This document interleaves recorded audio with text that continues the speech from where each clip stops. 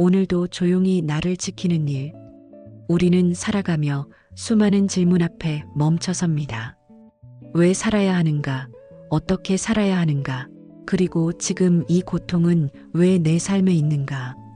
부처님은 그런 질문들 속에서 천천히 그러나 단단하게 진실을 찾으셨습니다. 그분은 신이 되지 않으셨고 사람으로서 가장 깊이 있는 자각을 이룬 존재였습니다. 한 번은 이렇게 말씀하셨습니다. 모든 존재는 괴로움으로부터 자유롭기를 원한다. 그러나 괴로움은 자신이 쥐고 있는 것에서 비롯된다. 이 말은 우리에게 큰 깨우침을 줍니다. 삶이 괴로운 이유는 세상이 우리를 괴롭히기 때문이 아니라 우리가 세상을 붙잡는 방식에 문제가 있다는 뜻입니다. 사람은 무엇인가를 원합니다. 그리고 그것이 원하는 대로 되지 않으면 괴로워하고 가진 것을 잃을까 두려워하며 변화하는 것을 붙잡고 싶어 합니다. 하지만 부처님은 말씀하셨습니다. 이 세상 모든 것은 변한다. 무엇도 머물지 않고 모든 것은 흐른다. 이것이 바로 무상의 진리입니다. 가장 사랑했던 사람도, 가장 원망했던 일도, 가장 간절히 바라던 꿈도 결국 모두 흐르고 지나갑니다. 이 진리를 깊이 받아들이게 되면 우리는 삶을 다르게 바라보게 됩니다. 지금 내 곁에 있는 사람에게 조금 더 따뜻한 눈길을 줄 수 있게 되고 지금 이 순간 내가 숨 쉬는 것조차 기적처럼 느껴지기 시작합니다. 그러나 무상을 이해하는 것만으로는 충분하지 않습니다. 부처님은 또 이렇게 말씀하셨습니다. 그 어떤 것도 나라 할 수 있는 것은 없다. 이것은 무아의 가르침입니다. 우리는 자신을 고정된 존재로 여깁니다.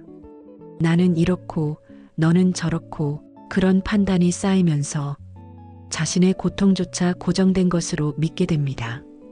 그러나 나라는 존재는 늘 변하고 있습니다. 어제의 나와 오늘의 나는 다르고 지금 이 순간의 생각과 감정도 몇 분 뒤에는 또 바뀔 수 있습니다. 모든 것은 조건 따라 생기고 조건 따라 사라집니다. 이것이 부처님께서 일러주신 연기의 법칙입니다. 내가 화를 내는 것도 슬퍼하는 것도 모두 혼자서 생긴 것이 아니라 수많은 인연과 조건이 쌓여 나타난 결과입니다. 그렇기에 원망할 것도 없고 스스로를 탓할 것도 없습니다. 그저 흐름을 이해하고 그 흐름 속에서 조금씩 나를 놓아주는 것이 깨달음으로 가는 길입니다. 삶을 바꾸고 싶은가? 그렇다면 자신을 바꾸는 것이 먼저입니다. 남을 바꾸려 하지 말고 세상을 바꾸려 하지 말고 내 마음을 먼저 조용히 들여다보는 것. 거기서부터 길은 시작됩니다. 부처님은 고통의 원인을 아주 명확히 말씀하셨습니다. 집착이 괴로움의 원인이며 그 집착을 내려놓는 것이 고통에서 벗어나는 길이다. 이 말씀은 단순히 철학이 아니라 삶을 살아가는 실제적인 지혜입니다. 우리는 집착합니다. 사랑에, 명예에, 돈에, 관계에, 심지어 내가 만든 이미지에도 집착합니다.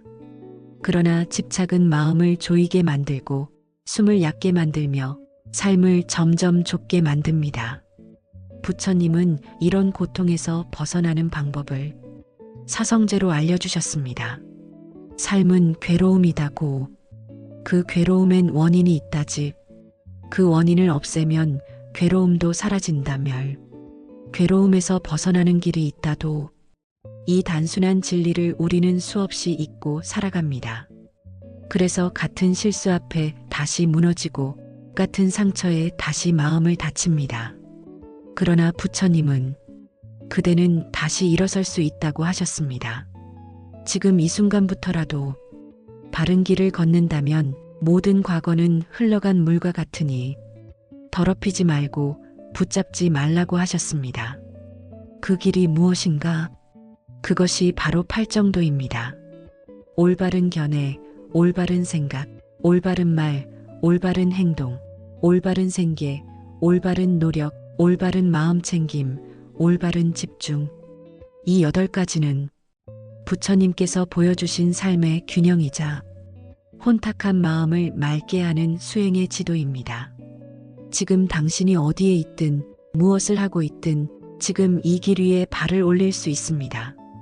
그러니 너무 늦었다 생각하지 마십시오. 너무 망가졌다고 자책하지 마십시오. 부처님께서는 수없이 넘어지는 제자들에게도 항상 조용히 말씀하셨습니다. 그대 괜찮다. 다시 일어나면 된다. 그리고 다시 걸으면 된다. 인간의 괴로움은 외부로부터 오는 듯하지만 그 뿌리는 언제나 마음의 안에서 생겨납니다. 그래서 부처님은 수없이 되풀이하셨습니다. 마음이 모든 것을 만든다. 마음이 앞서고 마음이 중심이 되며 마음이 이끈다. 말 한마디도 행동 하나도 그 바탕에는 언제나 마음이 있습니다. 따뜻한 말은 따뜻한 마음에서 나오고 날선 말은 상처받은 마음에서 나옵니다. 사람들이 나를 해한다고 느낄 때 그 상처는 사실 그 말 때문이 아니라 그 말이 내 마음속 어떤 민감한 지점을 건드렸기 때문입니다. 그래서 부처님은 외부를 바꾸는 것이 아니라 자신의 마음을 살피는 일을 강조하셨습니다. 그분께 있어 가장 중요한 수행은 어려운 기도나 의식이 아니라 조용히 자신의 마음을 들여다보는 관찰이었습니다. 그대의 마음이 고요하면 세상이 고요하다. 그대의 마음이 어지러우면 세상이 어지럽다. 하지만 마음을 들여다보는 일은 쉽지 않습니다. 왜냐하면 우리는 늘 바깥으로만 시선을 돌려왔기 때문입니다.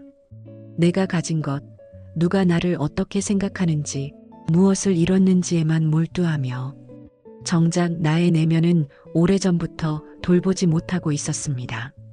부처님께서는 말씀이 적으셨지만 그 침묵은 항상 깊은 울림을 담고 있었습니다. 그분의 침묵은 무시함이 아니라 존중이었고 비움이 아니라 이해의 시간이었습니다. 어느 날 제자가 이렇게 물었습니다. 스승님, 저는 왜 이렇게 불안한가요? 그러자 부처님은 조용히 대답하셨습니다. 너는 아직 너를 너무 꽉 쥐고 있기 때문이다. 불안은 나를 움켜쥘수록 커집니다. 내가 꼭 이뤄야 할 어떤 것이 있다고 믿을수록 내 삶은 그 기대의 무게에 눌리게 됩니다. 하지만 기대를 내려놓으면 오히려 삶은 나를 조용히 안아줍니다. 기대하지 않는다는 것은 무관심이 아닙니다. 집착하지 않는 사랑, 기대하지 않는 관계, 흘러가는 것을 흘려보낼 수 있는 마음. 그것이 진짜 자유입니다. 이 세상에 머무는 동안 우리는 수많은 관계를 맺습니다. 부모로, 자식으로, 친구로, 연인으로. 그러나 그 모든 관계 속에서 우리는 끊임없이 소유하려는 욕망에 흔들립니다. 내가 사랑하는 사람이라서 그가 내 뜻대로 해주기를 바라고 내 곁에 영원히 머물기를 원하고 내가 주는 만큼 돌려받기를 기대합니다. 그러나 부처님은 이렇게 말씀하셨습니다. 그대가 사랑하는 것은 사랑 그 자체이지 그 사람을 소유하는 것이 아니어야 한다. 관계는 소유가 아닙니다. 사랑은 요구가 아니라 존중과 기다림 그리고 비움에서 비롯됩니다. 부처님은 연기를 통해 말씀하셨습니다. 모든 것은 조건 따라 생기고 조건 따라 사라진다. 좋은 인연은 감사함으로, 흐릿해진 인연은 집착 없는 눈길로 조용히 보내야 할 때도 있습니다. 누군가를 용서하지 못해 밤마다 뒤척이는 사람이 있다면 그 용서는 사실 상대를 위한 것이 아니라 오히려 나 자신을 자유롭게 하기 위한 수행입니다. 그분은 분노와 미움을 이렇게 말씀하셨습니다. 불에 타는 장작처럼 분노를 쥔 마음은 자신을 먼저 태운다. 삶이 뜻대로 되지 않을 때 사람들은 왜 하필 나에게 이런 일이 생기느냐고 묻습니다. 그러나 부처님은 거기서 이유를 찾지 말고 그 고통을 어떻게 받아들일지에 집중하라고 하셨습니다. 인생은 이유보다 자세가 더 중요합니다. 고통을 무시하지 않고 억지로 넘기지도 않으며 그 고통 속에서 나를 더 깊이 알아가는 시간으로 삼는 것. 그것이 바로 자각의 순간입니다. 죽음에 대한 두려움도 마찬가지입니다. 부처님은 말씀하셨습니다. 죽음은 삶의 반대가 아니라 삶의 일부이다.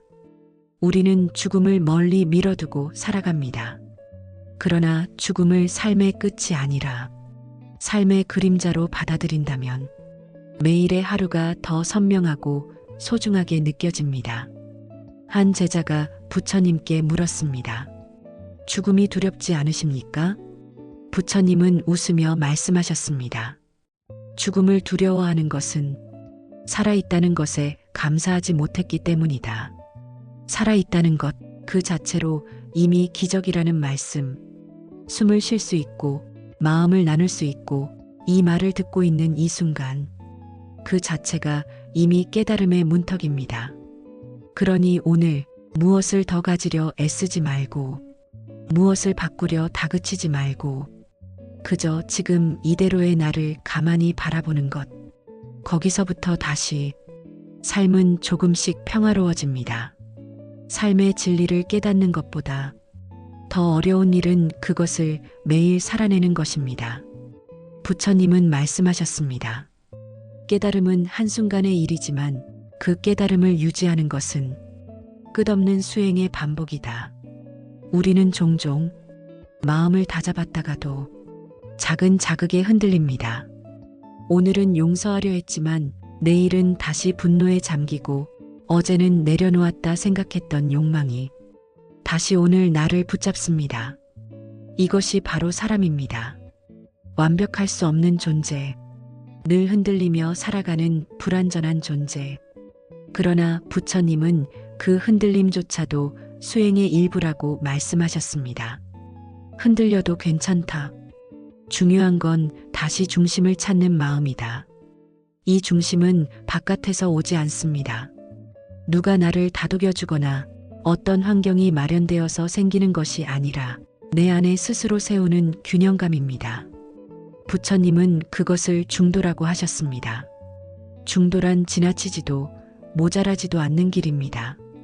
즐거움에 빠지지 않고 고행에 치우치지 않으며 자신에게 너무 관대하지도 않고 스스로를 학대하지도 않는 삶. 그 중간의 길은 좁고 외로우며 때로는 불확실해 보이지만 그 길 위에 평화가 놓여 있습니다. 현대의 삶은 속도와 효율을 강조합니다. 빨라야 성공하는 것 같고 많이 가져야 가치가 있는 것처럼 보입니다. 하지만 부처님은 말씀하셨습니다. 천천히 걷는 자가 더 멀리 간다. 진짜 중요한 것은 속도가 아니라 방향입니다. 어디를 향해 걷고 있는지를 잃지 않는 마음. 그것이 삶을 망치지 않게 하고 끝내 자신을 지켜주는 힘이 됩니다. 하루하루를 살아가는데 우리는 크고 복잡한 철학이 필요하지 않습니다.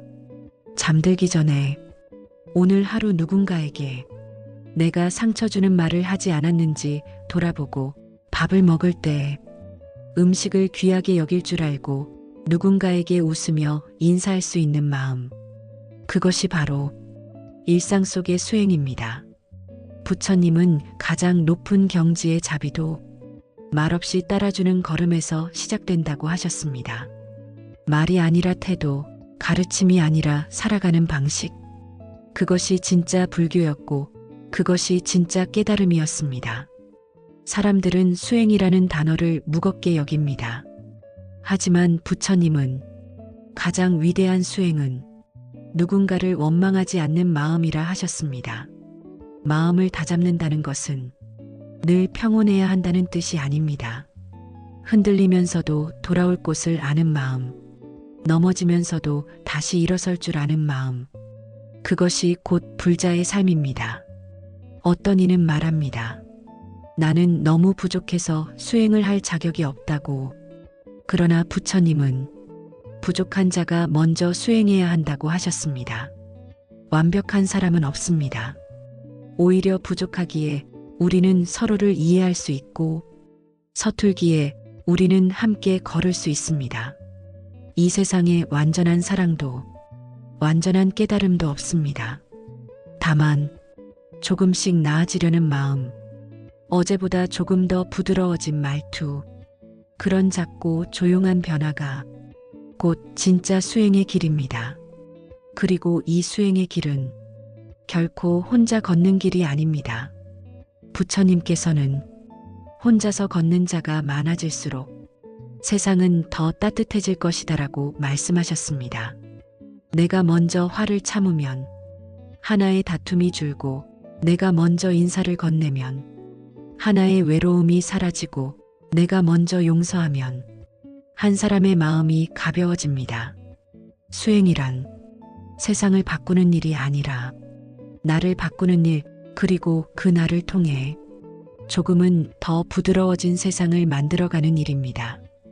이것이 바로 부처님이 말씀하신 자등명, 법등명, 즉 스스로를 등불 삼고 법을 등불 삼아 살아가라는 가르침입니다. 등불은 어둠 속에서야 제 빛을 드러냅니다. 세상이 혼탁할수록 그대의 마음이 빛이 되어야 합니다. 다른 이들이 흔들릴 때 그대만은 흔들리지 않는 중심이 되어야 하고, 모두가 말로 싸울 때 그대는 침묵으로 품을 수 있어야 하며, 누군가의 말에 상처받았을 때에도 다른 누군가를 상처 주지 않기 위해 입을 다물 수 있는 사람, 그런 이가 바로 부처님이 남긴 등불을 자신의 마음에 켜고 살아가는 사람입니다. 삶은 결코 쉽지 않지만 부처님 말씀은 언제나 단순했습니다. 지금 이 순간 자신의 마음을 들여다보라. 그 말씀 하나로 우리는 다시 시작할 수 있습니다. 사람은 결국 자신이 만든 마음 안에서 살아갑니다.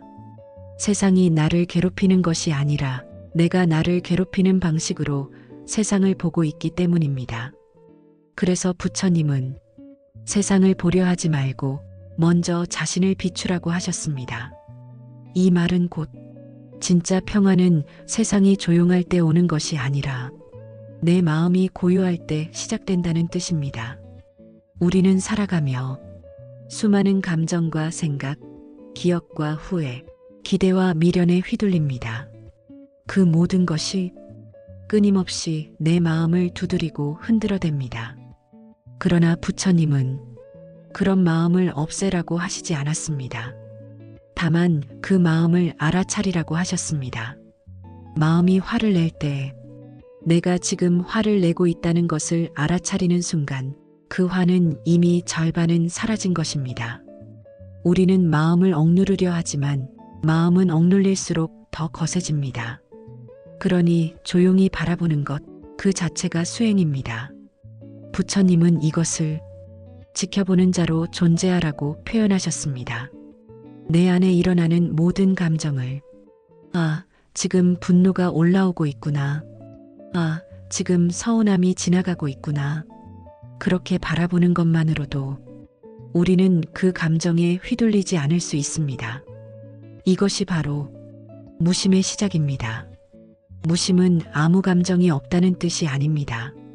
감정을 억제하거나 죽이는 것이 아니라 감정에 끌려가지 않고 감정과 거리를 둘 수 있는 태도입니다. 그리고 그 거리는 나에게 자유를 줍니다. 삶이 힘들고 고단해질수록 사람들은 무엇인가를 움켜쥡니다. 관계든 물질이든 명예든 무엇 하나라도 붙잡고 있어야 살아있는 느낌이 들기 때문입니다. 그러나 부처님은 그 반대 방향을 가르치셨습니다. 가질수록 무거워지고 놓을수록 자유로워진다. 놓는다는 것은 포기나 체념이 아닙니다. 더 단단해지기 위한 준비입니다. 내 마음에 쌓인 불필요한 생각과 기대를 털어내고 비워진 그 자리에 고요가 깃들도록 하는 것. 이 고요는 어떤 말로도 설명할 수 없는 깊은 공간입니다. 그곳은 혼자인 듯하지만 외롭지 않고 조용한 듯하지만 가장 충만한 자리입니다. 이 자리에 도달하면 우리는 더 이상 누군가에게 설명하거나 증명하거나 이해시키려 애쓰지 않습니다. 그저 존재로 머물 뿐입니다. 침묵 안에 머무르고 눈빛 하나, 동작 하나, 그 자체가 삶의 태도가 됩니다. 부처님은 그런 삶을 향기 없는 꽃이 아니라 말없이 향기 나는 삶이라고 하셨습니다. 말로 사랑을 말하지 않아도, 존재만으로 따뜻한 사람이 있고 이해를 구하지 않아도 그 사람 앞에서는 마음이 편안해지는 사람이 있습니다. 그런 사람이 바로 스스로를 단련시켜 마음 안의 욕망과 분노를 다스리고 자신을 내려놓을 줄 아는 사람입니다. 그 사람은 세상과 부딪히지 않지만 세상과 떨어져 있지도 않습니다. 그 사람은 자신을 위하지 않지만 스스로 무너지지도 않습니다. 그 사람은 무언가를 성취하려 애쓰지 않지만 늘 필요한 것을 갖추고 있으며 누군가를 이기려 하지 않지만 스스로의 중심은 잃지 않습니다. 부처님께서 말한 진정한 자유는 그러한 삶의 상태입니다. 바깥으로는 평범해 보이지만 안으로는 아주 단단한 중심이 있는 사람. 이 중심이 있는 사람은 세상이 요란해도 흔들리지 않고 삶이 고단해도 쉽게 지치지 않으며 누가 나를 오해해도 설명으로 반응하지 않고 다만 조용히 기다릴 수 있는 사람입니다. 부처님은 그것을 바람에 흔들리지 않는 등불이라 하셨습니다. 이 등불은 누구에게 보여주기 위한 것이 아닙니다. 스스로를 비추고 필요한 이가 곁에 왔을 때 그의 길을 조금 더 환히 밝혀주는 정도면 충분합니다. 삶을 그렇게 살아가는 사람은 무엇을 많이 가지지 않아도 풍요롭고 어디에도 속하지 않아도 단단합니다. 부처님이 마지막까지 강조하신 삶의 태도는 그 무엇보다 조용함과 단정함이었습니다. 자신의 마음을 다스릴 줄 아는 사람은 천명의 적을 이긴 장군보다 위대하다. 내 마음을 단정히 가꾸고 오늘 하루를 조용히 살아내는 것. 그것이 가장 위대한 깨달음의 수행이자 가장 깊은 평화의 상태입니다.